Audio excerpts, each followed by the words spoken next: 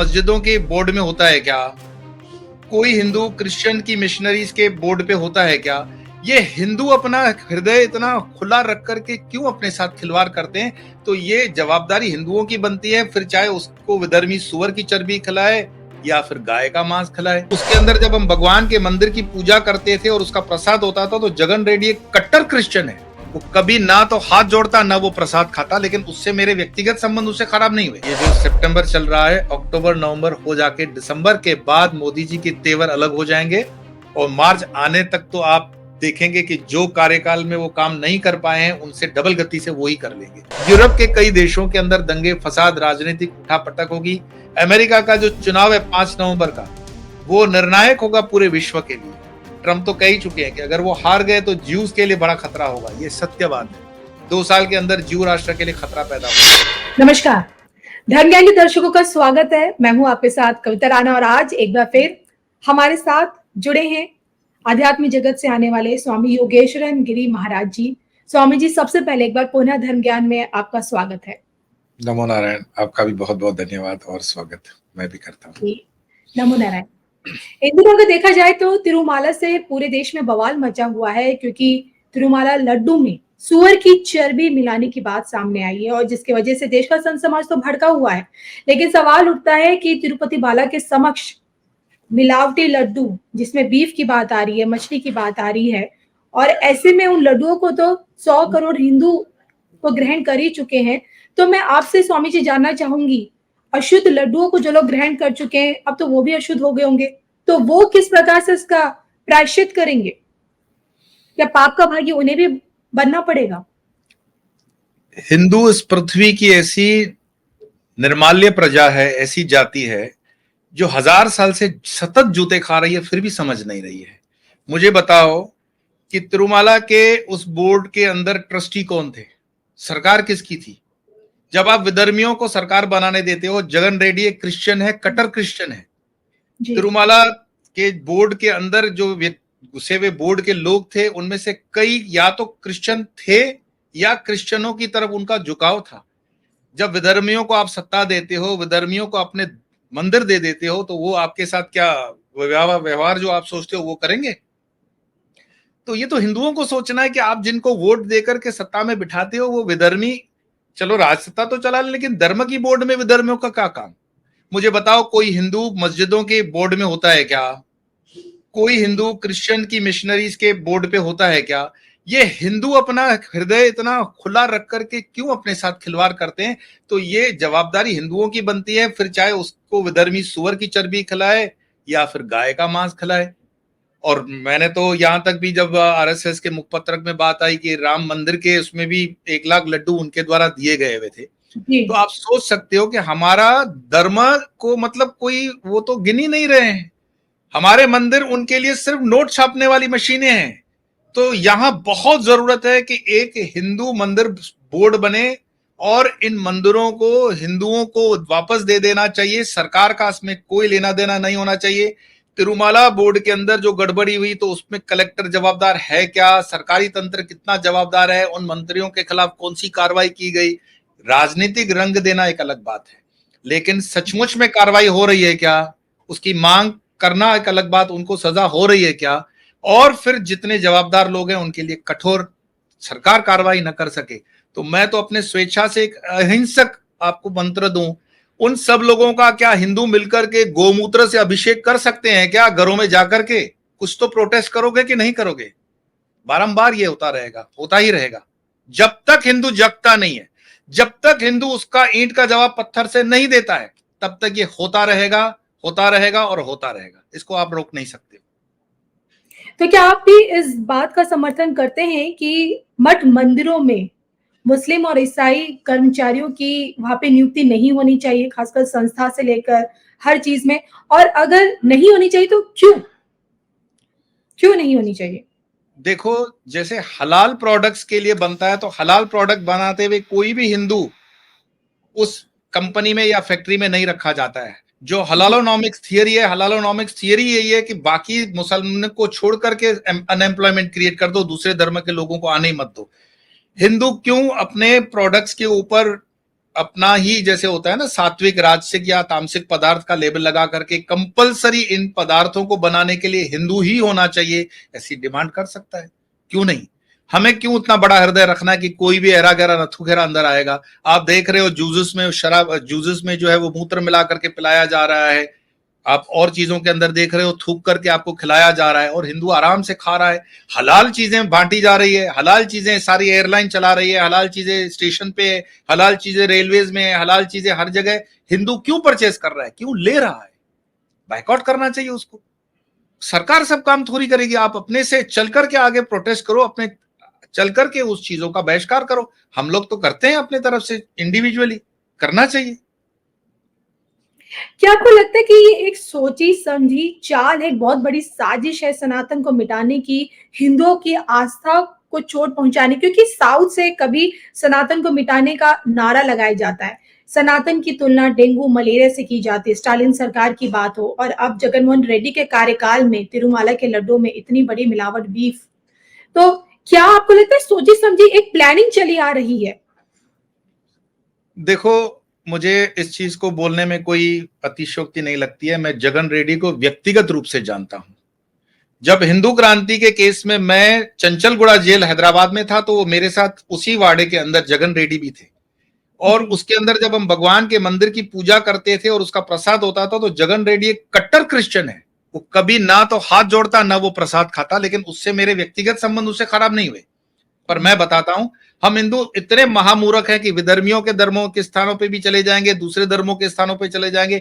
हमारे लिए हर धर्म जो है एक ही समान है, ऐसे संत महात्मा गुट्टी पिलाते हैं। लेकिन ये चीजें आपके धर्म को कमजोर कर रही हैं, आने वाली पीढ़ियों को पहचान भी नहीं रही होगी कि सनातन क्या है, उसका सत्य क्या है। बिल्कुल ये एक साजिश है।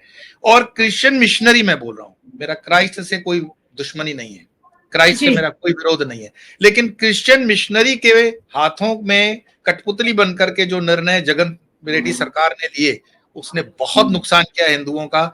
और उस पर क्यों अभी मैं कहता हूं सुप्रीम कोर्ट संज्ञान नहीं ले रही है? हर चीज पे अगर सुप्रीम कोर्ट संज्ञान ले रही है, तो ये 100 करोड़ हिंदुओं की भावनाओं को लेते हुए अभी लड्डुओं वाले किस्से पे सुप्रीम कोर्ट संज्ञान क्यों नहीं ले रही है? चलो सुप्रीम कोर्ट छोड़ दो, आंध्र सरकार की हाईकोर्ट क्यों नहीं संज्ञान ले रही है? इसका मतलब आप सोच जो कि जुडिशरी किसके साथ है, सरकार किसके साथ है। हिंदुओं को और मुझे क्या समझाना है, समझ लें खुद।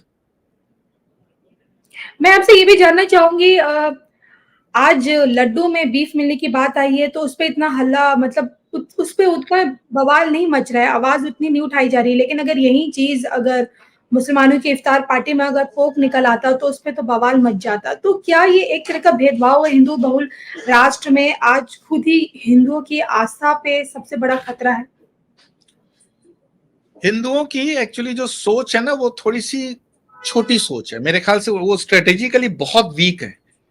अगर लव जिहाद या वोट जिहाद का मैं एग्जांपल दूं कि वोट जिहाद से उत्तर प्रदेश के अंदर 30 सीटों का फर्क आ गया, और एकजुट होकर के मुसलमानों ने अपना वोट जो था ऐसे कैंडिडेट्स को दिया, जो मैं कल आरुषि का उसमें दिल्ली मुख्यमंत्री को भी देख रहा था, एक उनका पुराना वीडियो, कि अगर कोई गुंडा भी है तो उसको वोट दे देना, पर बीजेपी के आदमी को वोट मत देना। लेकिन हिंदू को क्या लगता है कि उसके अपने छोटे छोटे जो स्वार्थ होते हैं, छोटी छोटी जातिवाद की बातें हैं, उनको लेकर के वो गलत कैंडिडेट्स को वोट देते हैं। अगर यही सरकार, मुझे लगता है मोदी जी की, और मजबूत होती तो इसका एक रिएक्शन अलग होता, इसकी कार्रवाई अलग होती। और साथ साथ में जो ये अपोजिशन के लीडर मिसगाइड करने वाले हैं, वो भी गैर हिंदू ज्यादा नहीं है, हिंदू ही हैं। लेकिन हिंदुओं को सोचना है वो कौन से हिंदू हैं। वो हिंदुओं के बेस में हैं जरूर, लेकिन वो हिंदुत्व के खिलाफ हैं, हिंदू विचारधारा के खिलाफ हैं, और वो हिंदू धर्म को नष्ट करने के लिए है।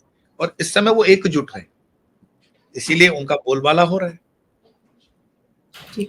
अभी हाल फिलहाल में एक बहुत ही सीनियर एडवोकेट हैं हरिशंकर जैन जी, आप उनके नाम से वाकिफ होंगे, जिन्होंने अयोध्या का केस जीता, काफी मंदिर और मस्जिदवाद में रहती एक बड़ी भूमिका। उनसे मैंने सवाल किया, उन्होंने कहा कि 11 साल की आयु से वो हिंदू राष्ट्र की मांग कर रहे हैं, और कह रहे अब समय आ गया हिंदू राष्ट्र के बनने का, भारत के हिंदू राष्ट्र बनने का। और अगर आज का भारत अगर कल हिंदू राष्ट्र बनता है, तो आज का संविधान कल के संविधान से बिल्कुल अलग होगा। तो उन्होंने बोला कि हिंदू राष्ट्र के संविधान से सेक्युलर शब्द हटा दिया जाएगा। लेकिन क्या ये मुमकिन है? धर्मनिरपेक्ष जो शब्द हमेशा भारत के आगे लगता आया है, जब तक वो नहीं हटेगा तब तक भारत हिंदू राष्ट्र नहीं बन पाएगा। क्या आप भी यही सोचते हैं? मेरे सोचने का महत्व नहीं है, क्योंकि संविधान को हम अगर महत्व देते हैं तो मेरा महत्व कम हो जाएगा। लेकिन कविता जी, बड़े आदर से आपको मैं कहूं कि पार्लियामेंट ने इंदिरा गांधी की इमरजेंसी को इलीगल बताया हुआ है ना, वो कोई लीगल है क्या? तो वो जो संशोधन सेक्युलर शब्द का आया वो इंदिरा गांधी की इमरजेंसी में आया था। तो जब इमरजेंसी इलीगल है तो वो शब्द लीगल कहां से हुआ? वो शब्द भी तो लीगल हुआ ना। तो कोई सेक्युलर हमारा संविधान नहीं है। हमारा संविधान के अंदर जो मूलभूत ढांचा है उसको बदलने के किसी को ताकत नहीं थी। इंदिरा गांधी ने गुंडागर्दी करते हुए संविधान में फेरबदल किया और कांग्रेसी उसी गुंडई को कंटिन्यू करना चाहते हैं। लेकिन इसका जवाब यही है कि वैसे तो सुप्रीम कोर्ट को ही बताना चाहिए कि ये निरस्त है, ऐसी चेंजेस को हम नहीं मानते हैं। लेकिन नहीं भी तो किसी हिंदू संगठन वगैरह को आगे आकर के सुप्रीम कोर्ट में इसको चैलेंज करना चाहिए। भारत के संविधान में कहीं भी सेक्युलर शब्द मान्य नहीं है और न वो लीगल है, न उसको मानना चाहिए। मैं तो नहीं मानता हूं। मैं भारत को हिंदू राष्ट्र ही मानता हूं। आप इसके विरुद्ध जो भी कार्रवाई करना चाहें ऑन रिकॉर्ड कर लो, नहीं होगा। भारत हिंदू राष्ट्र है भाई। हिंदू राष्ट्र का हिंदू संविधान, लेकिन फिर भारत के जो लगभग 20 करोड़ मुसलमान है उनका क्या? 20 करोड़ मुसलमानों से हमारी कोई दुश्मनी नहीं है। वो भारत के जैसे अन्य बच्चे रहेंगे। अब उन्होंने जब उस वक्त वोटिंग करते हुए बिहार के, उत्तर प्रदेश के मुसलमानों ने कहा कि हमें पाकिस्तान अलग चाहिए, तो दे दिया। दो भाइयों के बीच का एक झगड़ा था, उसको मिटाने के लिए छोटे भाई बड़े भाई अलग हो गए। छोटे भाई को उसका घर दे दिया। अब वो छोटे भाई के बच्चे इधर रह गए, जो नासमझ थे, छोटे थे, कमजोर थे, वो रह गए तो उसको खिलाएंगे पिलाएंगे, उसमें हमें कोई दिक्कत नहीं है। लेकिन उनको मानना तो पड़ेगा कि वो हिंदू राष्ट्र के ही है, क्योंकि ये बंटवारा धर्म के आधार पे हुआ है। हिंदू मुस्लिम का बंटवारा है और मुसलमानों को उनकी जमीन दे दी गई। बांग्लादेश वाली जमीन बांग्लादेश वाले हिस्सों को मुसलमानों को दे दी गई। अब ये जमीन पूरी की पूरी हिंदुओं की है। इस पर पूरा अधिकार भी जो है कानून के दृष्टि से हिंदू राष्ट्र के नीतियों के अनुसार। और हिंदू बहुत विराट हृदय होता है। हिंदू ने कभी किसी को आज तक तकलीफ नहीं दी, इसीलिए तो वो सुअर की चर्बी वाला लड्डू खा रहा है। कुछ आपने देखा कहीं पे कोई हिंसात्मक कार्रवाई हुई है? नहीं हुई है। तो हिंदू इतना मतलब सहज से समाहित करने वाला है कि 20 करोड़ मुसलमानों को भी चिंता नहीं करनी चाहिए। आप देखो 1.5 महीने के अंदर बांग्लादेशी खुद मस्जिदों में लड़ मर रहे हैं। दो गुटों के बीच में लड़ाई हुई, कोई हिंदू मुस्लिम की लड़ाई नहीं है, दो मुसलमानों के बीच की लड़ाई है। जहां भी मुस्लिम राष्ट्र बनेगा आपस में लड़ मरेंगे। इनकी नियति यही है, ये कभी एक नहीं हो सकते हैं। ये तो हिंदुस्तान के अंदर हम उनको एक होने का मौका देते हैं, वरना आज भी हिंदुस्तान में 72 फिरके हैं। हम क्यों ये अलग अलग उनको नहीं बताते हैं कि ये शिया है, ये सुन्नी है, ये हनफी है, ये अलग अलग फिरके का? हमें उसका जानकारी हिंदुओं को देनी चाहिए। हम उनको एक क्यों मान रहे हैं और वो खुद भी एक नहीं है। आप ही कहते हैं कि जहां पे मुसलमान बहुसंख्यक होगा वहां पे हिंसा होगी, लेकिन जैसे कुछ लोग ये सोचते हैं कि बंटवारा नहीं होना चाहता, पाकिस्तान भारत में ही रहना चाहिए। तो अगर आपको लगता है कि आज का पाकिस्तान अगर भारत में ही समाहित हो जाए, फिर तो अगर पूरा अखंड भारत अगर वहां पे मुसलमानों की तादाद बहुसंख्यक हो जाए तो क्या भारत रह पाएगा कभी? मेरे देखे क्योंकि हम एक पढ़े लिखे वर्ग से आते हैं, IIT IIM या IAS IPS जैसे मेरे शिष्य हैं, तो आप समझ सकते हैं हमारा विचार जो होता है खुला हुआ है। भारत फेडरल सिस्टम के स्ट्रक्चर में अखंड भारत हो सकता है। फेडरल स्ट्रक्चर ये होता है कि पाकिस्तान का सिर्फ डिफेंस और करेंसी हमारे जैसी होगी, उसका डिफेंस और करेंसी हम देखेंगे, बांग्लादेश की डिफेंस करेंसी हम देखेंगे, भूटान की हम देखेंगे, नेपाल की हम देखेंगे मतलब वो फेडरल सिस्टम देखेगी। कोई किसी के अंदर जाकर के जगह का परिवर्तन नहीं कर सकता। तो सब जगह अपने अपने हैं, लेकिन बस विदेश विभाग, करेंसी और डिफेंस ये अखंड भारत को बना सकता है। बिल्कुल पाकिस्तान में उसके मुस्लिम खुश रहे, बांग्लादेश वाले बांग्लादेश में खुश रहे। हम जो रीजनल क्षेत्र में आपस में लड़ मर करके अपने सोर्सेस को कम कर रहे हैं वो कम हो जाएगा, भुखमरी कम हो जाएगी, एजुकेशन की क्वालिटी अच्छी होगी, मेडिसिन बहुत बढ़िया हो जाएगा और एक अच्छे यूरोप की तरह, संयुक्त यूरोप जैसे ऐसे संयुक्त एशिया हो सकता है। पर फेडरल सिस्टम में हो सकता है अखंड भारत। बाकी हिंदू राष्ट्र में नहीं कहता हूं कि पाकिस्तान तक आप हिंदू पहुंच जाओगे। हिंदू अपने लड्डुओं को ठीक नहीं कर पा रहा है, यहाँ क्या देश पूरा ठीक कर पाएगी? फेडरल सिस्टम में ये संभव है। बिल्कुल। इस वक्त तो अगर देखा जाए तो हिंदू राष्ट्र में उनके खुद की जमीनें खतरे में है। आपको वक्फ बोर्ड की कितनी जमीन जायदाद पूरे हमारे देश में फैली हुई है, इससे पूरी दुनिया परिचित है। और आप जब मोदी जी उन ताकत को खत्म करने की कोशिश कर रहे हैं तो ओवैसी, मदनी और जाकिर नाइक, इंडोनेशिया में बैठा जाकिर नाइक इस बात का भारत के हिंदुओं को उकसाने की कोशिश कर रहा है। बयान दे रहे हैं कि मुसलमानों की मस्जिदें और जमीनें छीन लेगी सरकार अगर वक्फ बोर्ड खत्म हो जाएगा। मैं आपसे जानना चाहती हूँ कि इन लोगों की मौजूदगी के बीच क्या पीएम मोदी वक्फ बोर्ड को मिटाने, जो एक नामुमकिन जैसी चीज मुझे लग रही है, क्या मुमकिन कर पाएंगे अपने इसी कार्यकाल में? 370 कभी आप जैसे ही पत्रकार नामुमकिन मानते थे। शेख अब्दुल्ला की वीडियोस अभी भी यूट्यूब पे हैं कि ये नामुमकिन है, ये मिटाना। मिट गया ना 370। और जुडिशियल, जैसे आईएएस इंडियन एडमिनिस्ट्रेटिव सर्विस है, ऐसे जुडिशियल सर्विसेज का एक बिल पास हुआ था पार्लियामेंट को, अगर आपको याद हो 2014 का। उस बिल को पार्लियामेंट ने पास किया था और सुप्रीम कोर्ट ने उसको निरस्त कर दिया, भाई हम नहीं मानते हैं, तो वो लागू नहीं हुआ। ऐसे वक्फ बोर्ड का बिल जो है वो कॉन्स्टिट्यूशन का हिस्सा नहीं है, वो तो इंदिरा सरकार या कांग्रेस सरकार की खुराफाती है। उस बिल को 1 मिनट नहीं लगेगा अगर पार्लियामेंट की कैबिनेट कह दे कि हम इसको निरस्त मानते हैं, तो वक्फ बोर्ड कोई बहुत बड़ी तोप नहीं है। और दूसरी बात, जिन 3 विभूतियों का आपने नाम लिया, उनमें से ओवैसी की मैं वीडियो देख रहा था, उनके मुंह से बहुत ही अच्छा राम जी ने बुलवा ही दिया आखिर कि 90% संपत्तियों के तो कागज ही नहीं है भाई उनके। और दूसरी बात, अगर वक्फ बोर्ड के पास इतनी संपत्ति है तो हिंदुस्तान का मुसलमान इतनी गुर्बत में क्यों जी रहा है, इतनी गरीबी में क्यों जी रहा है, इतनी मायूसी में क्यों जी रहा है? उनके पास कभी था ही नहीं, तुमने कब्जा मार रखा है भाई। तुमने बिल्कुल गैर कानूनी रूप से जो चीजें हैं ना, 2-2 हजार साल के मंदिरों की भूमि को भी अपने वक्फ बोर्ड में दिखा दिया, तो ऐसे दिखाने से नहीं होता है। तो वक्फ बोर्ड का कानून निरस्त करने में 2 मिनट लगेंगे, असंभव कुछ भी नहीं होता है, सब संभव है। 370 हट सकता है तो संभव है, राम जी का मंदिर बन सकता है, संभव है। वक्फ बोर्ड का मात्र 5 मिनट का काम है, हो जाएगा। इच्छा शक्ति होनी चाहिए राजनीति की, हो जाएगा। चलिए, इसी इच्छा शक्ति को लेके अभी हाल फिलहाल में मोदी जी का जो अमेरिकी दौरा है वो भी चर्चा में है और उन्होंने न्यूयॉर्क की धरती से एक बहुत बड़ा बयान दिया। उन्होंने कहा कि वो अपने इसे तीसरे टर्म में, उन्होंने कहा कि तीसरे टर्म में हम बहुत बड़े लक्ष्य साधने हैं हमें, और हमें 3 गुना ताकत और 3 गुना और गति के साथ आगे बढ़ना है।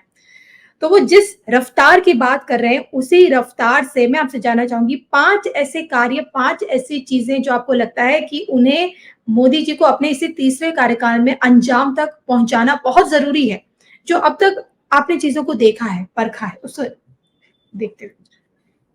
हम मोदी जी को बहुत जो जानते हैं क्लोज से, मैं तो गुजरात से हूं, हमने उनके मुख्यमंत्री का कार्यकाल भी देखा है, उनके कार्य करने की शैली भी देखी है, और उनके 2 टर्म प्राइम मिनिस्टर की भी देखे हैं। तो हम उनके लिए सिर्फ 5 कार्य क्यों निर्धारित कर रहे हैं?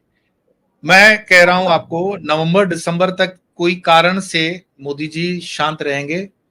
आप ये डेट नोट कर लीजिएगा, दिसंबर के बाद, ये जो सितंबर चल रहा है, अक्टूबर नवंबर हो जाके दिसंबर के बाद मोदी जी के तेवर अलग हो जाएंगे, और मार्च आने तक तो आप देखेंगे कि जो कार्यकाल में वो काम नहीं कर पाए हैं उनसे डबल गति से वो ही कर लेंगे। 5 नहीं, सारे कार्य होंगे। उनकी नीति होती है कि मैं आपको ऑप्शन देता हूं, मान जाओ तो अच्छा है, नहीं मानोगे तो मैं करके ही दिखा दूंगा। कश्मीर के लिए भी उन्होंने उसी तरह का व्यवहार रखा, राम मंदिर के लिए भी उन्होंने व्यवहार रखा, और आपने देखा उसका निर्णय आया।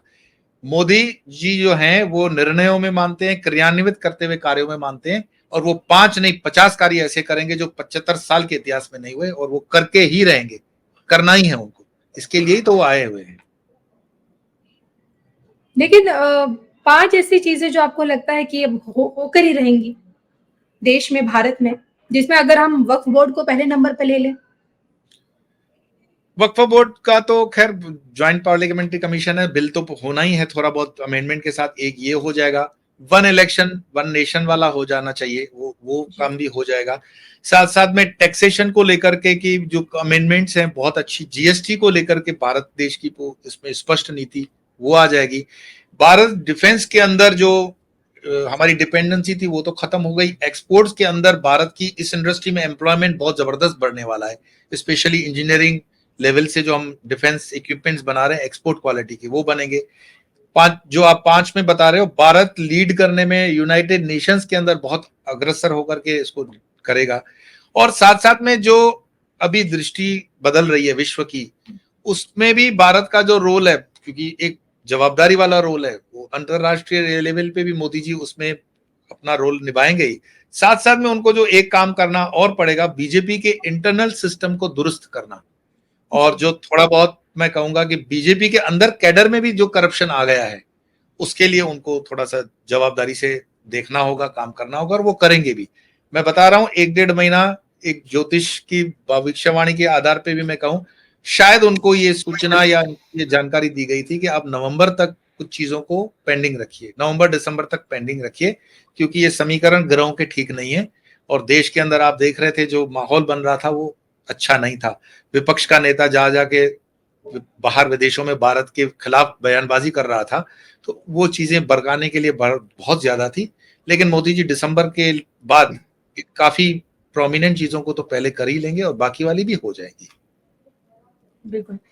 अमेरिका की धरती से मोदी जी का एक बहुत बड़ा बयान आया। उन्होंने कहा कि 21वीं सदी का भारत एजुकेशन में, स्किल में, रिसर्च और इनोवेशन के दम पर आगे बढ़ रहा है। और आप सभी नालंदा यूनिवर्सिटी के नाम से परिचित है। कुछ समय पहले ही भारत की प्राचीन नालंदा यूनिवर्सिटी नए अवतार में सामने आई है और आज सिर्फ यूनिवर्सिटी को ही नहीं बल्कि नालंदा स्पिरिट को भी रिवाइव किया जा रहा है और पूरी दुनिया के छात्र भारत आकर पढ़ें, इस तरह का एक आधुनिक सिस्टम क्रिएट किया जा रहा है। अब देखा जाए तो नालंदा यूनिवर्सिटी और विश्व गुरु का ख्वाब हमेशा से भारत का इतिहास रहा और आगे भविष्य भी है। लेकिन मैं आपसे जानना चाहूंगी, देश का संत समाज और आज कुछ लोग हैं जो बोलते हैं कि भारत की जो मैकेले वाली जो शिक्षा नीति है उसका विरोध करते हैं। वापस भारत में प्राचीन भारत की गुरुकुल पद्धति वापस लौट आए, क्योंकि शिक्षा से ही व्यक्ति के आगे का उसकी शिष्टाचार ये सब आगे उसका सब कुछ नेतृत्व होता है, आप कह सकते हैं, शेप देता है।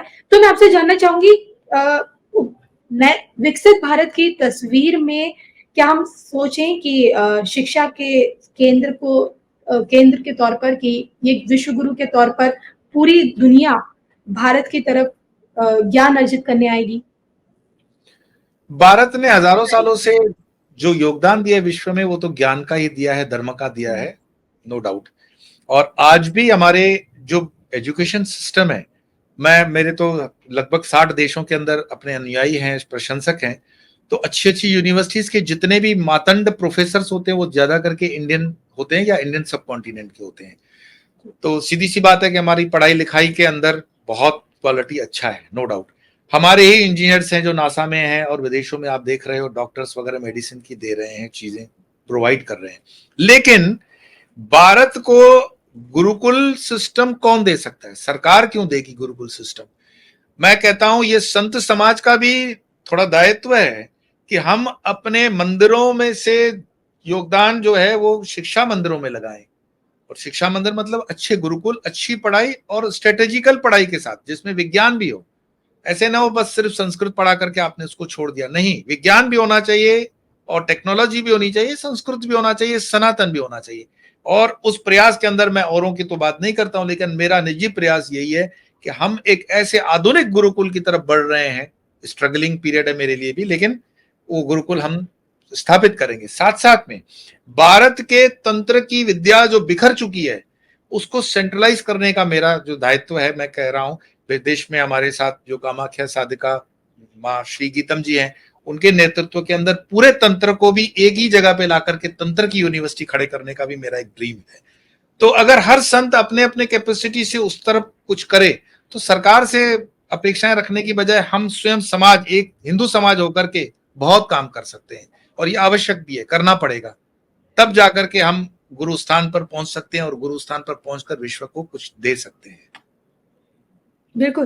तंत्र मंत्र की साधना के आप बहुत अच्छे जानकार हैं और इसी से जुड़ा मेरा सिर्फ एक सवाल है।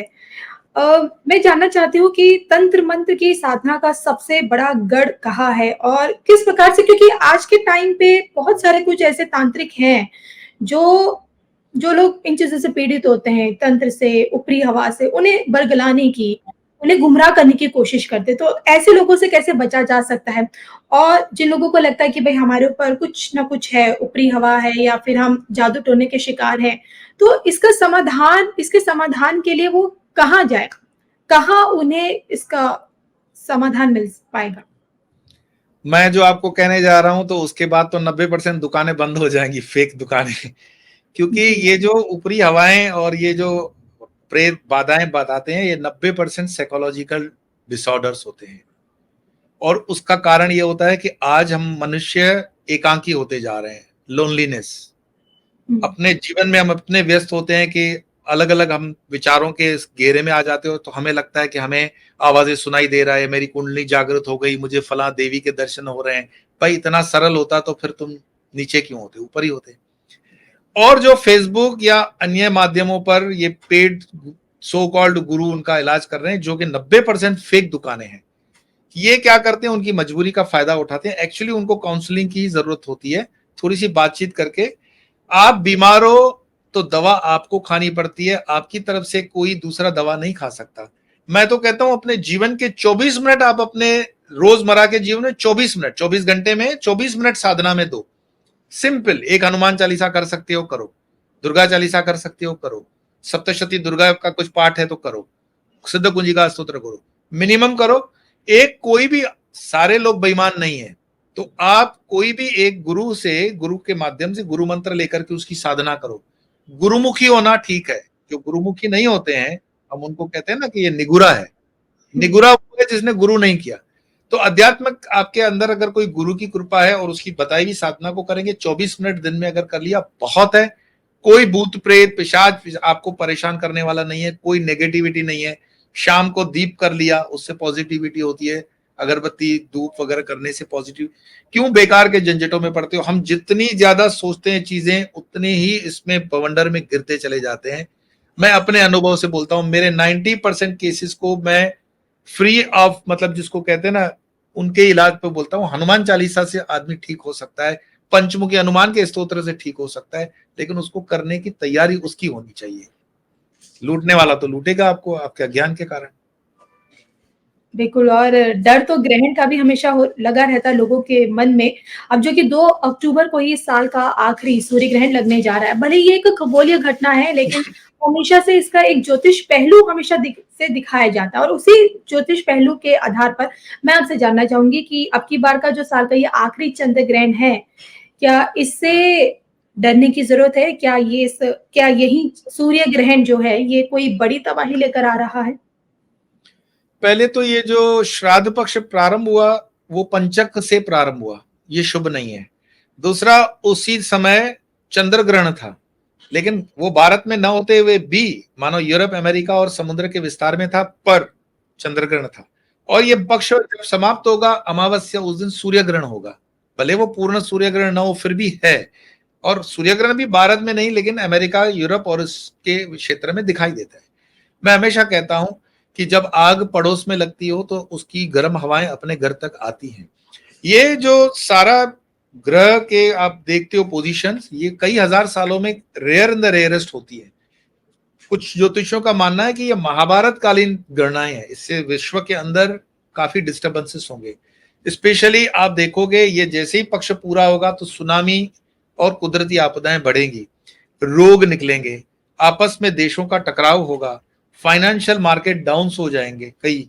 और एक सोलार सुनामी की हम मतलब लगा रहे हैं एक अंदाज। सोलार सुनामी ये होगा कि जितने सैटेलाइट्स इस समय ऑर्बिट में हैं, अगर 30% भी उस सोलार सुनामी के चपेट में आ गए तो आपकी पूरी टेक्नोलॉजी बैठ सकती है। तो उसके लिए हमें तैयार रहना चाहिए। तो जितनी मनुष्य की समझ है, बुद्धि है, उतना तक तो वो कैलकुलेट करके समझ सकता है, लेकिन अध्यात्म उसके आगे है। मैं मानता हूं कि हमें उसमें से तैयारी से क्या निकल सकते हैं, अपनी स्व साधना से, अपने स्वकर्म से हम निकल सकते हैं। और इतनी डरने की भी बात नहीं, लेकिन हाँ सावधानी जरूर रखनी चाहिए। इसका असर आने वाला है और यूरोप अमेरिका के लिए खतरे की घंटी है। यूरोप के कई देशों के अंदर दंगे फसाद, राजनीतिक उठापटक होगी। अमेरिका का जो चुनाव है 5 नवंबर का, वो निर्णायक होगा पूरे विश्व के लिए। ट्रंप तो कह ही चुके हैं कि अगर वो हार गए तो ज्यूज के लिए बड़ा खतरा होगा। ये सत्य बात है। 2 साल के अंदर ज्यू राष्ट्र के लिए खतरा पैदा हो जाएगा। तो ये ग्रहण के कारण ये सारे दिखाई दे रहे हैं, हमारे सामने हैं। और ये वैज्ञानिक तरीके से लॉजिकली मैं आपको बता भी सकता हूं। तो बिल्कुल हमें सावधान रहने की जरूरत तो है ही। और धर्म में जितना भी अच्छे काम हम कर सकते हैं, हमें करने चाहिए। गर्भ में क्या छिपा है, इसको लेकर भविष्यवाणी पुराण जो कहती है, जो बातें हैं उसमें की जाती है, उसके हवाले से जो दावे किए जाते हैं, क्या आप उस पर यकीन करते हैं? मेरे यकीन करने से भविष्यवाणी का सत्य झूठ नहीं होती है। पुराण यकीन करने या विश्वास करने की चीज नहीं है, पुराण समझने की चीज है। अगर कहीं मानो कि एक सेंटेंस लिखा हुआ है कि रोको मत, पकड़ो, अब ये कॉमा आपने रखी है, रोको मत कॉमा पकड़ो, लेकिन रोको कॉमा मत पकड़ो, तो उसका अर्थ दूसरा हो गया। पहली बात तो यह है कि आप जो पुराण पढ़ रहे हो, पुराण हमेशा ब्रह्मनिष्ठ और श्रोतव्य गुरुओं के दृष्टि से ही समझना ठीक रहता है।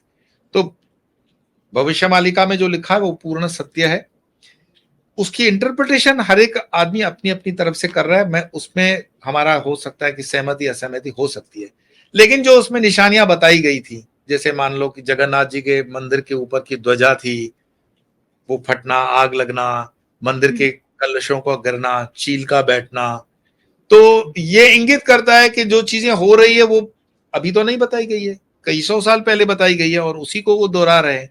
और उसके बाद की जो वो बता रहे हैं कि आपके राजा ये होंगे, इस समय वर्तमान में वहां का राजा वही नाम है, वो भी उसी ग्रंथ का हिस्सा है। यहां तक कि कुछ जो बातें पूरे देश के राजनीतिक परिप्रेक्ष्य में कही गई है, वो भी पर्सनलिटी मोदी जी से और योगी जी से मिलती है, तो वो भी टैली हो गई।